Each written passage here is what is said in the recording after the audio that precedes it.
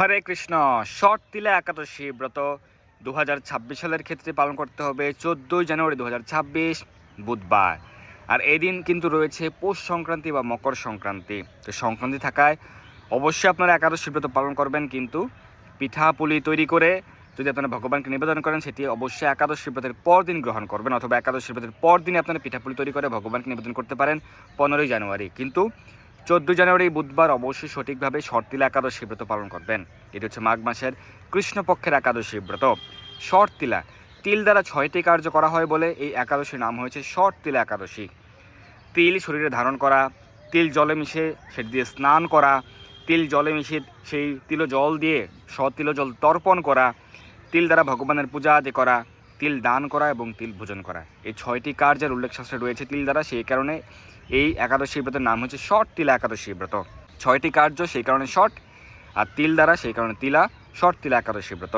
অত্যন্ত মহিমান্বিত এই শর্তিলা একাদশী ব্রত সকলে অবশ্যই পালন করবেন, সঠিকভাবে পালন করবেন এবং সংক্রান্তির যে নিয়মাবলী সেগুলো অবশ্যই পালন করবেন।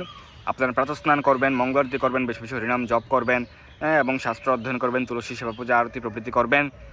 এবং গঙ্গাসাগর মেলায় গঙ্গা স্নান রয়েছে, দুপুর 1:30 বা 2 ঘটিকার পরে স্নান করতে পারেন, অবশ্যই প্রাতঃস্নান করবেন।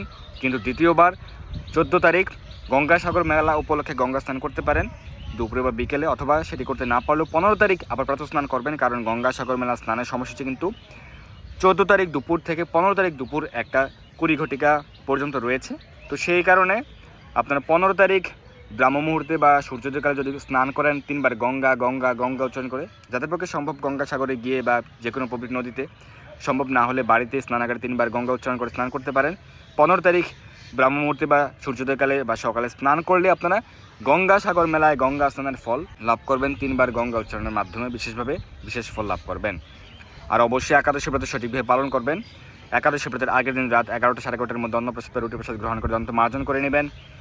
একাদশীতে যাদের পক্ষে সম্ভব নির্জল উপবাস পালন করা সেটি সর্বোত্তম, সম্ভব না হলে আপনারা ফলমূল গ্রহণ করতে পারেন, ফল জল দুধ কাজু বাদাম কাঠবাদাম প্রভৃতি গ্রহণ করতে পারেন। একাদশীর সাবুদানা, একাদশীর সবজি সাবুদানা ফ্রাই, একাদশীর পায়েস সাবুদানা পায়েস গ্রহণ করতে পারেন। বিশুদ্ধ ঘি বা সূর্যমুখী তেল দিয়ে রান্না করবেন।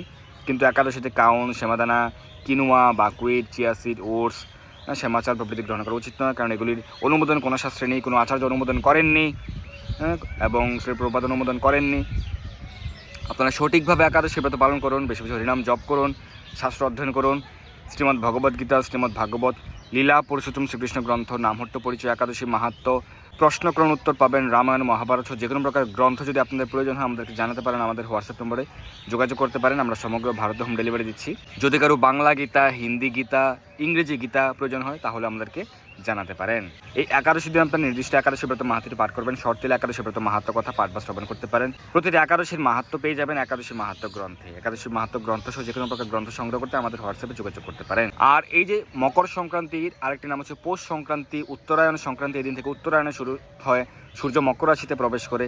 আর তিল দ্বারা যেহেতু ভগবানের সেবা পূজা করা হয়, তিল দ্বারা নানা প্রকার পিঠা পুলি পায়েস রন্ধন করে তৈরি করে ভগবানকে নিবেদন করা হয়। তো তিলের নাড়ু, তিলের পিঠা, পায়েস প্রভৃতি তৈরি করে যেহেতু ভগবানকে নিবেদন করা হয়, সেটি গ্রহণ করা হয়, সেই কারণে তিল সংক্রান্তিও বলা হয়ে থাকে। আপনারা কালো তিল ব্যবহার করবেন, সেটি সবথেকে উত্তম। তো এইভাবে এই তিল সংক্রান্তি বা মকর সংক্রান্তি, পৌষ সংক্রান্তি, উত্তরায়ণ সংক্রান্তি আপনারা পালন করতে পারেন। 14 জানুয়ারি কিন্তু সেই তিলের পিঠা, 14 জানুয়ারি কিন্তু পিঠা পুলি পায়েস প্রভৃতি গ্রহণ করবেন। একাদশী ব্রতের পর দিন 15 তারিখ আপনারা রন্ধন করতে পারেন পিঠাপুলি, কোনো সমস্যা নেই। যদি 14 তারিখ বুধবার পিঠাপুলি তৈরি করেন সেটি যত্ন সহকারে রেখে দিবেন এবং পরদিন গ্রহণ করতে হবে, অথবা 15 তারিখ ভোর থেকে আপনারা পিঠাপুলি রন্ধন করা তৈরি করা শুরু করতে পারেন। ভগবানকে নিবেদন করে পারণের সময় বা এর পরে আপনারা পিঠাপুলি প্রসাদ গ্রহণ করতে পারেন, সেটি সবথেকে উত্তম। তো এইভাবে আপনারা এই শর্তিলা একাদশী ব্রত সঠিকভাবে পালন করুন। একাদশী ব্রত পালন করে এই একাদশী ব্রতের পরদিন পারণের নির্দিষ্ট সময়ের মধ্যে অন্ন বা রুটি বা ছাতু বা চিরা বা পিঠাপুলি গ্রহণ করে একাদশী ব্রতের পারণ সম্পন্ন করবেন। আমরা সারা বিশ্বের পারণের সময়সূচি কিন্তু প্রদান করে থাকি। তো আপনারা সঠিকভাবে এই শর্তিলা একাদশী ব্রত, মকর সংক্রান্তি, পৌষ সংক্রান্তি, গঙ্গাসাগর মেলা প্রভৃতি উৎসব পালন করুন। সকলের জয় হোক। ধন্যবাদ সবাইকে। হরে কৃষ্ণা।